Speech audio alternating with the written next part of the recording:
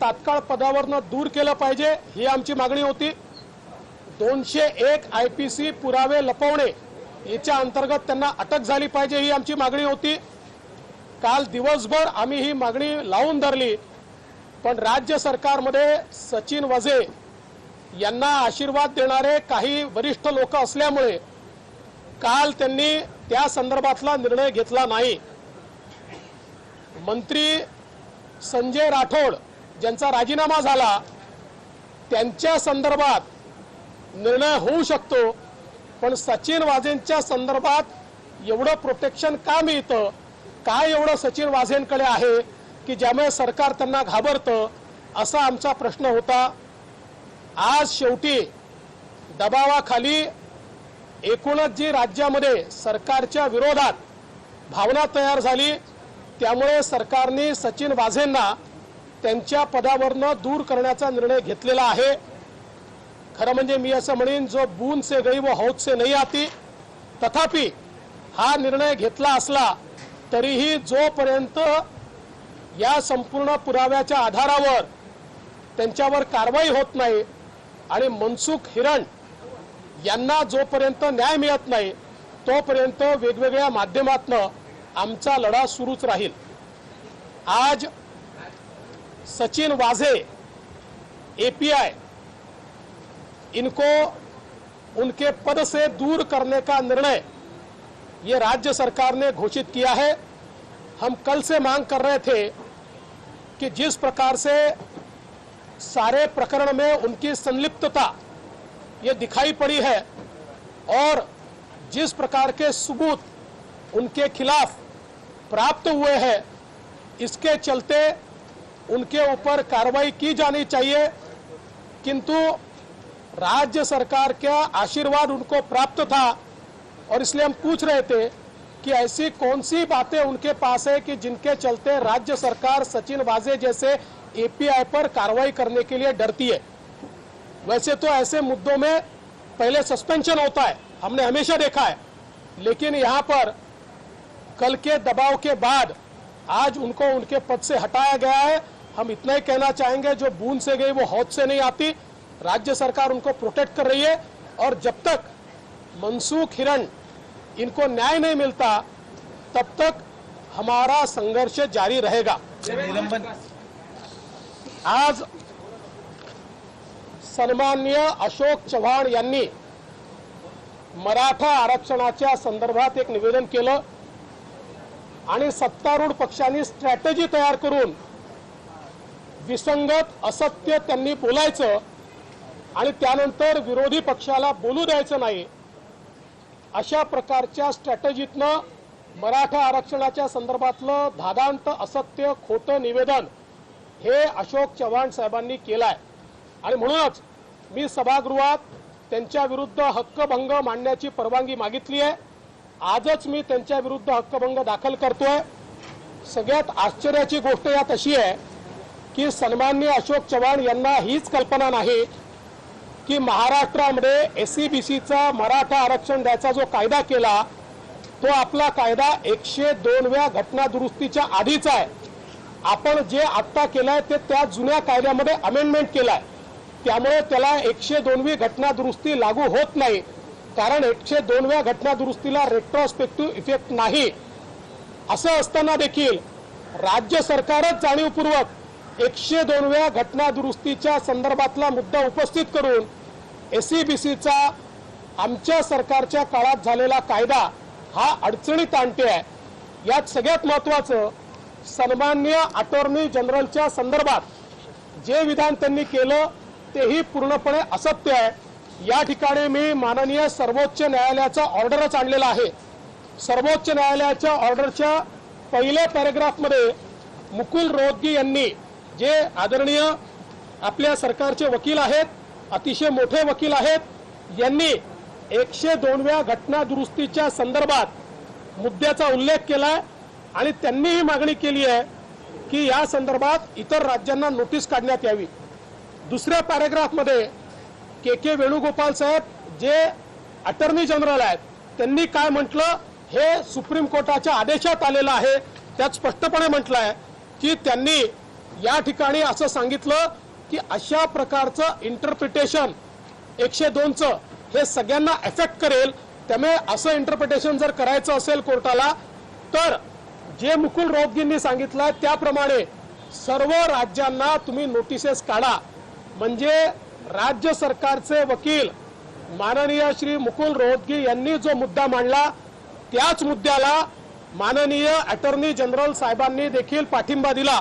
आपण बघा अतिशय स्पष्टपणे लिहिलं आहे, which this court may take in present constitution bench and he also endorse the submission of the respondents for issuing notice to the states. म्हणजे इतकं स्पष्टपणे हे सांगितलं असताना अटॉर्नी जनरल जे असतात हे कुठल्या पक्षाचे नसतात, सरकारचे नसतात. अटॉर्नी जनरल यांना जजच्या बरोबरीचा दर्जा आहे आणि त्यांना कोर्टाचं सल्लागार मानलं जातं. अशा अटॉर्नी जनरलच्या विरोधात चुकीचं विसंगत या ठिकाणी बोलल्याबद्दल आणि ही चुकीची माहिती सभागृहाला दिल्याबद्दल सन्माननीय अशोक चव्हाण साहेब यांच्या विरोधात मी या ठिकाणी हक्कभंग दाखल करणार आहे.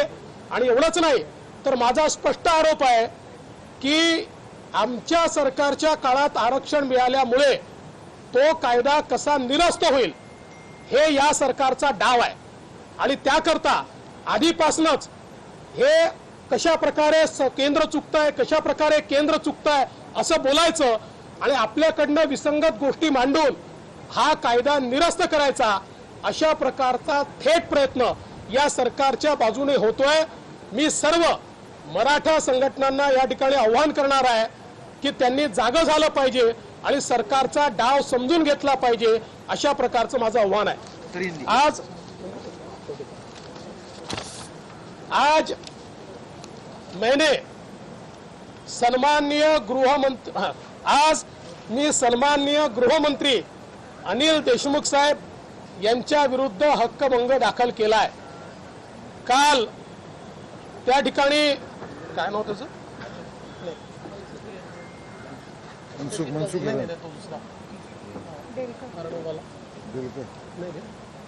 जिची आत्महत्या झाली होती, माफ करा मला लक्षात नव्हतं. आज मी सन्माननीय गृहमंत्र्यांच्या विरुद्ध हक्कभंग दाखल केला आहे. काल सभागृहामध्ये बोलताना गृहमंत्र्यांनी अन्वय नाईक प्रकरणामध्ये हे प्रकरण मागचे मुख्यमंत्री देवेंद्र फडणवीस यांनी दाबलं अशा प्रकारचं धादांत असत्य खोटं दिशाभूल करणारं विधान केलं. या संदर्भात आज मी माझ्या हक्कभंगाच्या जी नोटीस दिली त्या नोटीसमध्ये सर्वोच्च न्यायालयाचा निर्णयच वाचून दाखवलाय, ज्यामध्ये सर्वोच्च न्यायालयाने स्पष्टपणे नोंदवलेलं आहे की या सरकारच्या काळामध्ये जो काही FIR 306च्या अंतर्गत आत्महत्येला प्रवृत्त करण्याचा दाखल झाला तो प्रायमा फेसी चुकीचा आहे, तो कुठल्याही निकषात बसत नाही. या संदर्भात सर्वोच्च न्यायालयाचे अनेक निर्णय आहेत. असा निर्णय सर्वोच्च न्यायालयाने दिलेला असताना या ठिकाणी तो निर्णय मी सभागृहात सांगितला तरीही सन्माननीय गृहमंत्र्यांनी पुन्हा तेच विधान केलं आणि म्हणून गृहमंत्र्यांचं विधान सर्वोच्च न्यायालयाचा अवमान करणारं, या सभागृहामध्ये माझे जे अधिकार आहे त्या अधिकाराला बाधा आणणारं आणि माझ्यावर प्रेशर टाकून मी या सभागृहात बोलू नये अशा प्रकारचा प्रयत्न करणार आहे. आणि म्हणून कौल शेखदरमध्ये अशा प्रकारच्या वागणुकीवर त्या ठिकाणी हक्कभंग होतो हे स्पष्टपणे सांगितलेलं असल्यामुळे त्याच्या आधारावर आज गृहमंत्र्यांच्या विरुद्ध मी हक्कभंग दाखल केला आहे.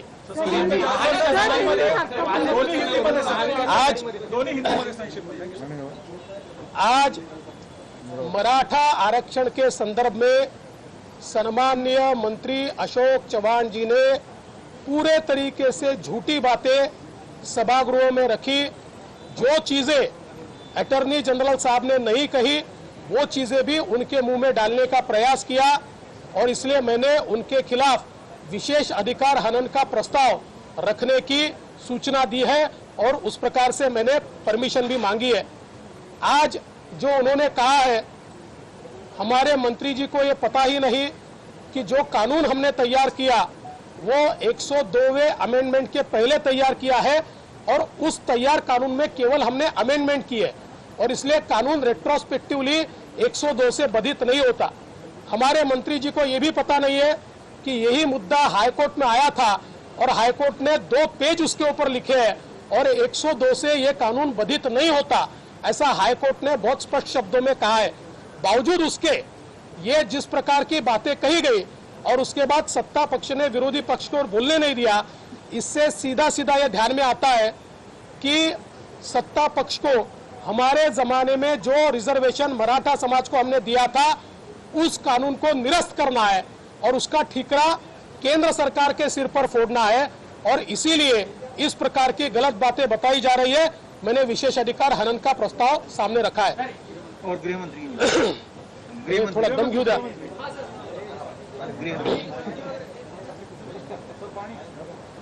आज गृह मंत्री अनिल देशमुख जी के खिलाफ मैंने विशेष अधिकार हनन का प्रस्ताव रखा है। कल उन्होंने सभागृह में अन्वय नाइक इनकी आत्महत्या का प्रकरण पूर्व मुख्यमंत्री ने दबाया, इस प्रकार की झूठी, विसंगत और सुप्रीम कोर्ट का अवमान करने वाली बात कही थी। आज मैंने सुप्रीम कोर्ट के ऑर्डर का पैराग्राफ पढ़ के दिखाया जिसमें सुप्रीम कोर्ट ने स्पष्ट रूप से कहा है कि इस कोर्ट ने बार बार जो टेस्ट रखी है अबेटमेंट ऑफ सुसाइड के लिए, आत्महत्या को प्रवृत्त करने के लिए, उस टेस्ट में ये केस पास नहीं होती और इसलिए प्राइमा फेसी 306 के तहत ये केस नहीं बनती। इतना स्पष्ट निर्णय ये सुप्रीम कोर्ट ने दिया हुआ है। बावजूद इसके उन्होंने ये बात कही और मैंने उनके ध्यान में लाकर दिया था कि सुप्रीम कोर्ट का निर्णय है, उसके बावजूद उन्होंने ये बात कहना ये सुप्रीम कोर्ट का भी अवमान है और ये मेरे भी विशेष अधिकार का हनन है। मेरे ऊपर दबाव लाने की कोशिश उन्होंने की है।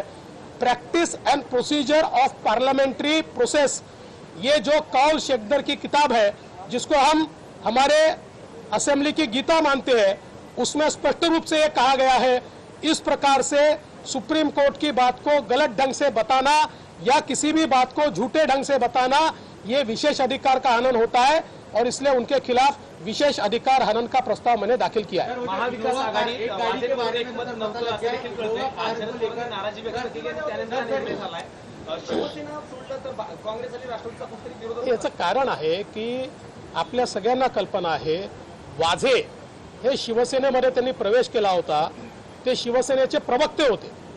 त्यांना ज्यावेळेस सस्पेंड करण्यात आलं, सस्पेंड केल्यानंतर अनेक वर्षापर्यंत ते शिवसेनेचे प्रवक्ते आहेत, ते शिवसेनेचे नेते होते आणि त्यांना हे सरकार आल्यानंतर माननीय उच्च न्यायालयाचा निर्णय डावलून जाणीवपूर्वक घेण्यात आलं की त्यांचा उपयोग हा वेगवेगळ्या कामात करता येईल। आता कुठल्या कुठल्या कामात करता येईल हे आताच्या घटनेवरून लक्षात आलं। सर एक गाड़ी को लेकर तो ये समझ में आ गई कि गाड़ी किसकी थी, लेकिन सर इंडिया पोलीस स्टेशनमध्ये गुन्हा दाखल केला, जे ऍडमिनिस्ट्रेटर आहे त्याच्यावर सुद्धा गुन्हा दाखल आहे। असं आहे की जो काही गुन्हा या ठिकाणी दाखल झालेला आहे त्या गुन्ह्याच्या संदर्भात माननीय न्यायालय उचित निर्णय करेल, परंतु माझा सवाल असा आहे की वाझेचा प्रश्न निर्माण झाल्यावरच गुन्हा का दाखल होतो? तोपर्यंत सरकार गुन्हा दाखल करत नाही। याचा अर्थ सरळ आहे की वाझेचा विषय आम्ही मांडू नये म्हणून हा गुन्हा त्यांनी दाखल केला, पण या गुन्ह्याचा आणि आमच्या मांडण्याचा संबंध नाही आहे। तो प्रश्न पूर्णपणे वेगळा आहे। ॲडमिनिस्ट्रेटर म्हणून जे केलेलं काम आहे त्या संदर्भात गुन्हा दाखल होत नाही। अशा प्रकारचे अनेक निर्णय आहेत, त्या संदर्भात कोर्ट निर्णय करेल। एक गाड़ी जो मिली है उसको मंसूर हिरेन की बात सामने, लेकिन दूसरी इनोवा गाड़ी वो उसका पता अब तक नहीं लग पाया। क्या आपको इस बारे में कोई जानकारी मिली है? देखिए, मेरी जानकारी के अनुसार एटीएस को वो गाड़ी कहाँ है इसकी जानकारी मिली है और मुझे ऐसा लगता है कि उसके ऊपर वो कार्रवाई करेंगे। हाँ, ये हो सकता है कि शायद उनकी जानकारी से पहले अगर गाड़ी वहाँ से गायब होती है तो अलग बात है, पर इसके ऊपर आधिकारिक रूप से मैं कुछ बोल नहीं सकता क्योंकि मैं किसी भी जांच एजेंसी का व्यक्ति नहीं हूँ। मैं तो जो इन्फॉर्मेशन मिलती है उसके आधार पर आपके सामने उसको रखने की कोशिश करता हूँ, पर मेरी इन्फॉर्मेशन के अनुसार कल शाम तक ये गाड़ी मुंबई में ही थी। सर, टेलीफोन अभी तक मोबाइल फोन नहीं मिले हैं। कहा जा रहा है कि सिम कार्ड जो है उनके लोकेशन एक दूसरे से 20 मीटर की दूरी पे थे, लेकिन मोबाइल फोन रिकवर नहीं हुए हैं। देखिए, अगर ये जिस प्रकार से हत्या नजर आती है और जिस प्लानिंग के साथ हत्या की गई है जिनको इन्वेस्टिगेशन समझता है, ऐसे ही लोग इतने प्लानिंग के साथ हत्या कर सकते हैं। और इसलिए ऐसे लोगों ने जानबूझकर, क्योंकि वो जानते थे कि टावर लोकेशन निकाला जाएगा, और इसलिए जानबूझकर ये भी हो सकता है कि अलग अलग टावर लोकेशन पे 2 अलग अलग मोबाइल दिखाए हो, लेकिन ये मोबाइल या सिम कार्ड नहीं मिलेंगे, ये मुझे पक्का पता है, क्योंकि उन लोगों ने उसको पूरे तरीके से डिस्ट्रॉय किया होगा। सर, लेकिन सचिन वाजे को अभी तक हटाया नहीं गया, वो उनको सिर्फ तबादला किया गया या तबादला करने की घोषणा की गई है।